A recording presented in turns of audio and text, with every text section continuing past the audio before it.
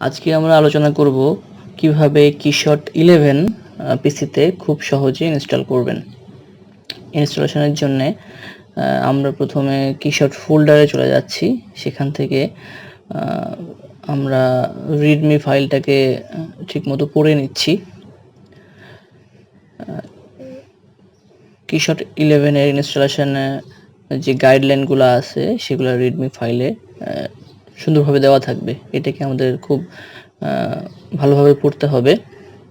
এটা crack ইনস্ট্রাকশনটা crack ফোল্ডারের মধ্যে আছে। তো প্রথমে আমি হচ্ছে exe ফাইলটাকে ডাবল ক্লিক করে ইনস্টলেশন শুরু করব।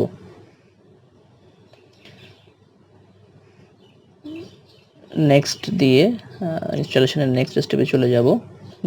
সব কিছু এগ্রিমেন্টগুলো অ্যাগ্রি করে আমরা নেক্সটে চলে যাব।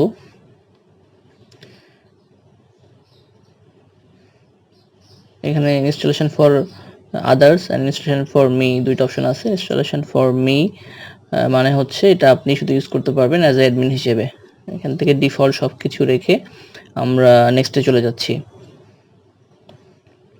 ডিফল্ট ইনস্টলেশন লোকেশন আমরা সি ড্রাইভে রাখছি। তো ইনস্টলেশন হতে থাকবে, এখানে কিছুক্ষণ সময় লাগবে। আমরা একটু ধৈর্য সহকারে অপেক্ষা করব। সবগুলো পার্টস এবং সব ফিচার ওরা নিজে নিজে ইনস্টলেশন নিয়ে নেবে।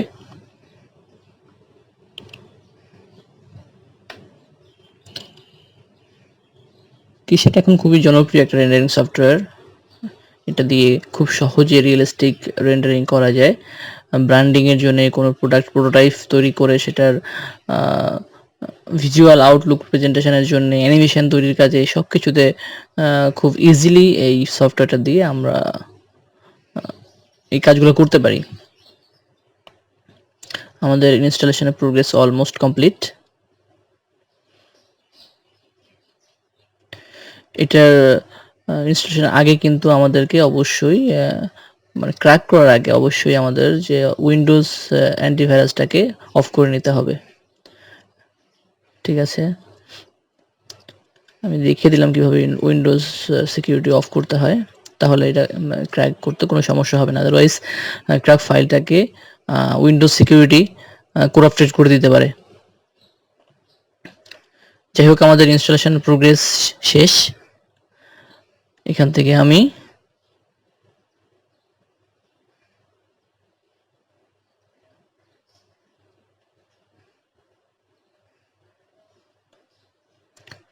ফিনিশ করে দিচ্ছি।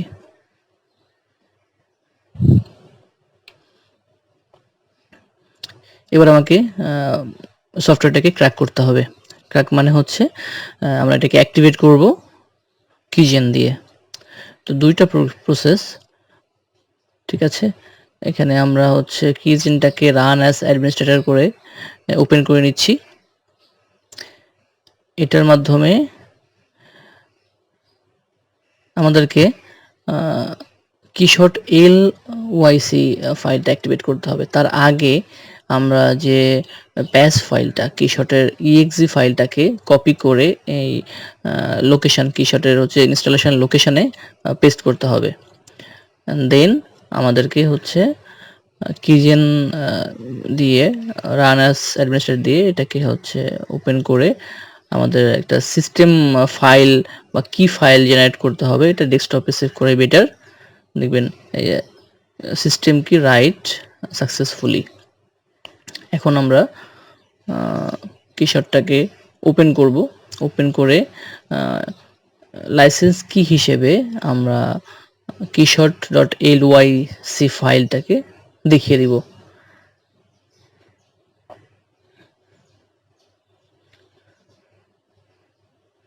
কোন মেসেজ আসলে সেটাকে রান করে দিতে হবে।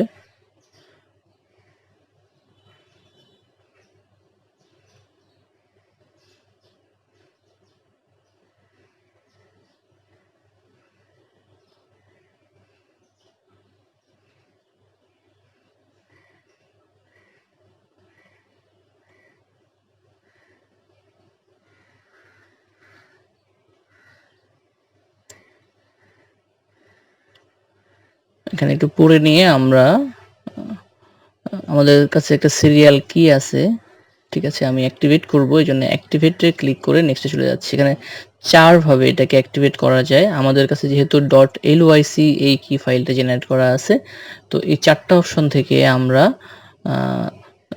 এই যে KYC ফাইলটা, LYC ফাইলটা ইনস্টল করা আছে, আমরা LYC সিস্টেমটাই সিলেক্ট করে আমরা অ্যাজ এ কি হিসেবে .lyc ফাইলটা দেখিয়ে দিব।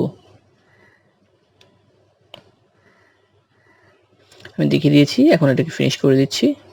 এখন আমার KeyShotটা অ্যাক্টিভেট হয়ে গেল। এটা কিছুক্ষণ সময় নিয়ে KeyShotটা অটোমেটিক্যালি ওপেন হবে।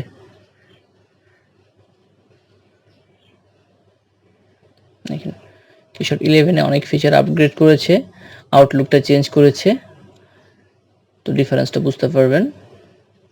লাইব্রেরির আইকনগুলো চেঞ্জ হয়েছে এবং ম্যাটেরিয়াল এনরিচ হয়েছে, অনেক রকম ম্যাটেরিয়াল এখানে অ্যাড করা হয়েছে। লাইব্রেরিটা অনেক এনরিচ। তো এভাবে আপনারা হচ্ছে খুব সহজেই KeyShot 11টা ইনস্টল করতে পারেন আপনার পিসিতে। এটা খুবই লাইট সফটওয়্যার এবং ইউজার ফ্রেন্ডলি। তবে এটা রেন্ডারিং পারফরমেন্সের জন্যে আপনাদের হচ্ছে পিসির যে প্রসেসরের হার্জ স্পিডটা বেটার থাকলে আপনি ভালো পারফরমেন্স পাবেন। তো এইভাবে আপনি খুব সহজেই KeyShot 11টাকে ইনস্টল করে ইউজ করতে পারেন। Thank you.